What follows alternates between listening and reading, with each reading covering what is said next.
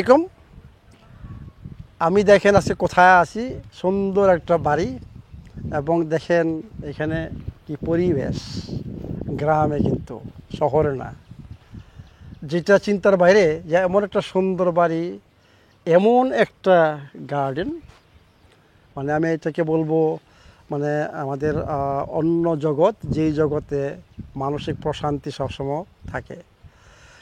এটা সব কিছুর মালিক হচ্ছে আমাদের জোয়ারদার ভাই। জোয়ারদার ভাই, আপনি কিছু বলেন যে আপনি কিভাবে এইখানে আসলেন, এরকম একটা বাড়ি তৈরি করলেন এবং এতগুলো আমি দেখতেছি, এত বিরাট একটা এলাকা নিয়ে আপনি অনেক কিছু করতেছেন। আমরা এটা আস্তে আস্তে দেখাবো, আম দেখাবো, কীভাবে আনারস করতেছেন, আরও কী কী যে আপনি করতেছেন একটু বলেন যে আপনি কীভাবে। ডাক্তার সাহেব, জন্ম গ্রামে, জন্ম হলো গ্রামে। তো গ্রামে জন্ম হলে মানুষের যখন গ্রাম থেকে বেরিয়ে আসে তখন খুব খুব টানে, মন টানে ওই গ্রামে, ওই মাঠ, ওই বনানি, ওই গাছপালা, মানে মাটি টানে, ওই মাটি টানে, ওই পুকুর আচ্ছা। যেখানে ঝাঁপ দিয়ে গোসল করেছি, তাল গাছে উঠে ঝাঁপ গাছে মাটির পানিতে পুকুরে ঝাঁপ দিচ্ছি। এই সব জিনিসগুলো এটা স্মৃতিতে আপনার খুব কাজ করে। একসময় মনে করলাম যে আমার একটা নদী আছে, তো নদীটা সোজা যেয়ে একটু বেঁকে গেছে, তো বাঁকা, তো ওই বোর্ডটাতে একটা বাড়ি করব। আর বাড়িতে এত আলো জ্বালবো যে ব্রিজের উপর থেকে দেখা যাবে এটা আলোময়, আলো ঝলমলে বাড়ি।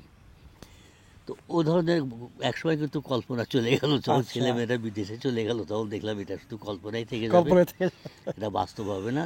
তখন আমি মনে হয় আবার গ্রামমুখী হয়ে যাই এবার, কারণ আমরা তো বুড়ো বুড়ি, এখানে কী হবে শহরে থেকে।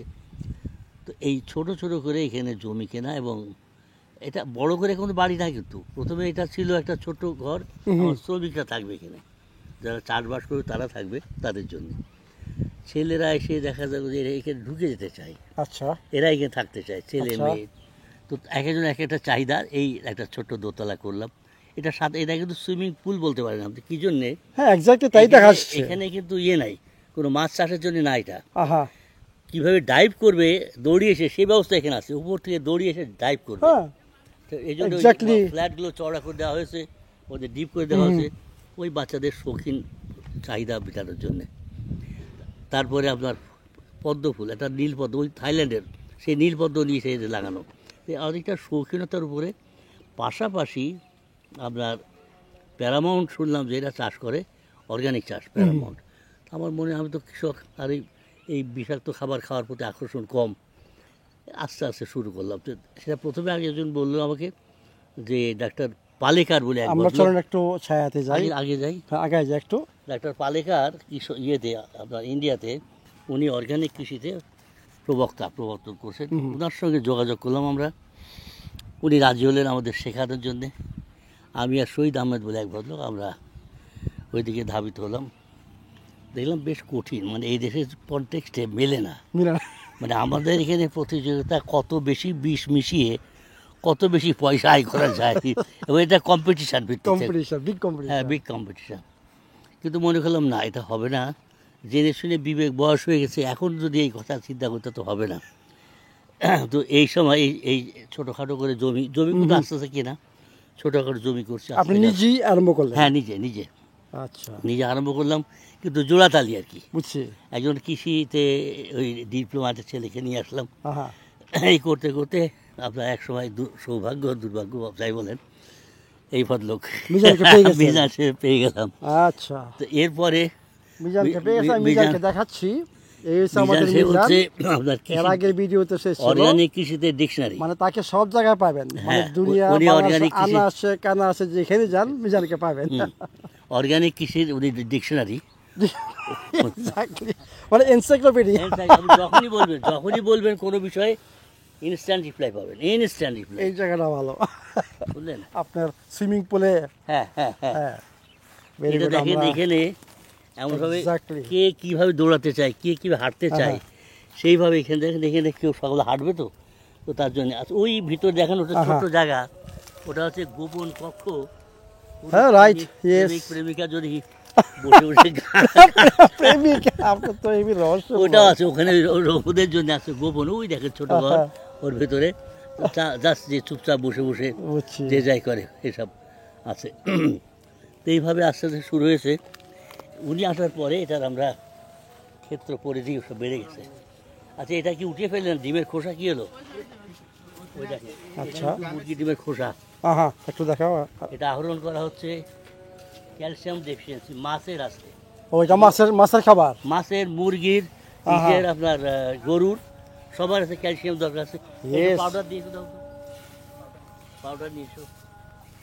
এটা হুম। খামার থেকে আসছে ডিম, বুঝছি। এটা ধুয়ে হুম। পাউডার করে বিভিন্ন ফর্মে গাছে। ওয়ালাইকুম আসসালাম। না, তুমি ওদেরকে সবাইকে একটু দেখাও, মানে পুরা এটা এই তোমার চলে মানে- যাও না, এই এদিকে। আসো, এখানে আসো মিজান, এখানে আসো।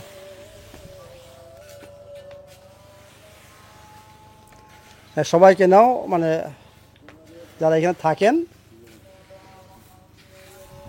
জলতা ভাই এখানে আসেন, আমরা একটু বসি। আপনি যে রিয়েল এখানে যেন বাতাসে কিন্তু একটু ও, ঠান্ডা এই জায়গাটা ঠান্ডা হয়ে গেছে কিন্তু। এটা মজা ছিল, এই খেয়াল করার ইচ্ছে ছিল। হ্যাঁ, যে আচ্ছা, যদি- জোয়ারদা ভাই, আপনি বলতেছেন যে আপনি নিজে আরম্ভ করছেন, তাই না? এক্স্যাক্টলি, আপনার একটা আইডিয়া আসছে, ওই যে জন্মসূত্রে প্রাপ্ত হয়েছে আইডিয়া আসছে। আপনার বয়সটা কত ভাই? মাত্র, মানে দুটো বয়স আছে একটা। দুইটাই বলেন। একটা বয়স হচ্ছে সার্টিফিকেট যেটা আছে হ্যাঁ। তাতে 85, 85। আর যেহেতু আমি বিশ্বযুদ্ধ নিজের চোখে দেখেছি, বোমা, জাপানি বোমা কীভাবে পড়তো, সেটা যদি ধরা যায় তাহলে আমার বয়স হলো 87। দর্শকবৃন্দ দেখেন, 87 বছর বয়স, একটু চিন্তা করেন। জলদা ভাই, আমি মনে করি ইয়ার স্টিল ইয়াং, কারণ আপনার সাথে কথা বলার সময় আমি মনে করি আপনার your heart is young heart. আমি একটা এজেন্সি করি জাপানের, হ্যাঁ, কি জানো, টোটো। তো ওটা ওপেনিংয়ে গুলশানের একটা শোরুম ওপেন করছিলাম, জাপানের আসলেন, অ্যাম্বাসেডার আসলেন ওপেনিংয়ে। তো আমি পুরা ঘটনাটা দ্বিতীয় বিশ্বযুদ্ধ থেকে শুরু করলাম।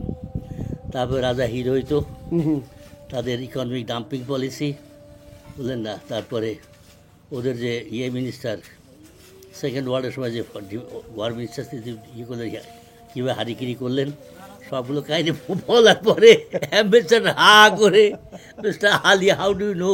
বলে কেন, ইতিহাস, এ তো ইতিহাস আমার চোখের সামনে ভাসে, আমি দেখেছি এগুলো সব। He thank me a lot, because আমি জানি এগুলো সব। তো সেই জন্য বলছি যে ওই বয়সটা ওইভাবে। কারণ আপনাকে দেখে মনে হচ্ছে রিয়েলি, আমি যখন ফার্স্ট টোকিও যে 2001 সালে মনে হয়, টোকিওর আউটসাইড যখন গেলাম, দেখি যে আমার মনে 90 বছর, 85 বছর, কি ওরা কি করছে আমি বুঝতেছি না কিছু। এরা বৃদ্ধ নাকি কি, হাঁটতেছি করছে, মনে হয় আমার চেয়েও শক্তি বেশি, মানে এইটি অ্যাক্টিভ, বুঝছেন? আমি ঠান্ডা হয়ে গেছে। আপনাকে মনে হচ্ছে সেই আমার জাপানের কথা মনে পড়ে গেল, যে আপনাকে জাপানিজ না বাঙালি। আই ক্যানট বিলিভ, আপনি কিন্তু রিয়েলি খুব অ্যাক্টিভ, বুঝছেন? এখন মালয়েশিয়া গেলে ওদের সঙ্গে মিলে যেতে পারি। তাই আমি এই জিনিসটা বলতে যাচ্ছি, কিছু জন্য আমি জিজ্ঞাসা করলাম যে ভাইজানের বয়স কত। কারণ হচ্ছে, আমি দেখেন, আমি সবসময় বলি যে কতদিন এই দুনিয়ায় থাকবো আমরা জানি না, এটা আমাদের সৃষ্টিকর্তার উপর ডিপেন্ড করে। কিন্তু কোয়ালিটি অফ লাইফ, যে আমি একজনের উপর বার্ডেন হয়ে থাকবো না আমি অ্যাক্টিভ লাইফ লিড করব, এইটা সম্পূর্ণ নিজের উপর ডিপেন্ড করে। দেখেন জোয়ারদার ভাই, জোয়ারদার ভাই খাবার আমি দেখতেছি কি খাচ্ছেন, দেখেন সে নিজের উদ্যোগে এই যে এতগুলা জিনিস আপনি দেখেন, মানে এটা আপনার চিন্তা করতে পারবেন না, মানে সব কিছু উনি ব্যবস্থা করেছেন, দেখেন নিজের উদ্যোগে। সব ফল, এবং এরপরে মিজান ভাইকে পেলেন, এখন মিজান ভাই সব কিছু এখানে মানে এটি করেন এভরিথিং। কিন্তু ওনার যে চিন্তা ধারণা, ওনার যে নেচারের সাথে আমাকে থাকতে হবে, একমাত্র নেচারই আমার বন্ধু, এবং একমাত্র নেচারই আমাকে সুস্থ রাখতে পারবে, এই বিশ্বাসটা মনে জোয়ারদার ভাই ছিল। এই জন্য উনি এইখানে ঢাকা থেকে এখানে চলে আসেন, এমন একটা সুন্দর বাড়ি তৈরি করেছেন। আমি যখন প্রথম আসি, এটা সেকেন্ড বার, আমি নিজে ঠান্ডা হয়ে গেছি যে কি এখানে থাকে, কিছু বুঝতেছি না। কোথায় আসলাম, গ্রামে আসলাম, কোথায় আসলাম, এখানে কে থাকে আমার এইটি। তো এইটাকে বলা হয় অ্যাক্টিভ লাইফ, এইটাকে বলা হয় মনের প্রশান্তি, এইটা কি বলা হয় যে রিকানেকশন উইথ নেচার, যেটা আমি সবসময় বলি। তাহলে এখন আমরা নেক্সট ইয়েতে চলে যাব জোয়ার ধাবা। এখানে কি কি মানে ফল বা শাক একটা সবজি বা অন্য দুটো জিনিস কিছু হচ্ছে, একটা হচ্ছে যে তৈরি করেন, আমরা নেক্সট ভিডিওতে চলে যাব। যেটা কি করছি এবং যেটার পরিকল্পনা আছে, আচ্ছা, আচ্ছা, সেটা। পরিকল্পনাটা আমরা ইয়ের কাছে জানতে পারবেন, দেখতে পারবেন। এরপরে আমরা এক এক জায়গায় যাব, যে জোয়ার ধাবা এখানে আম করতেছেন, আপনার ওইখানে আনারস করতেছেন, ওইখানে কি সবেদা না কি বললেন, আনন্দের, হ্যাঁ, সফেদা। সবেদা আপনার করতেছেন।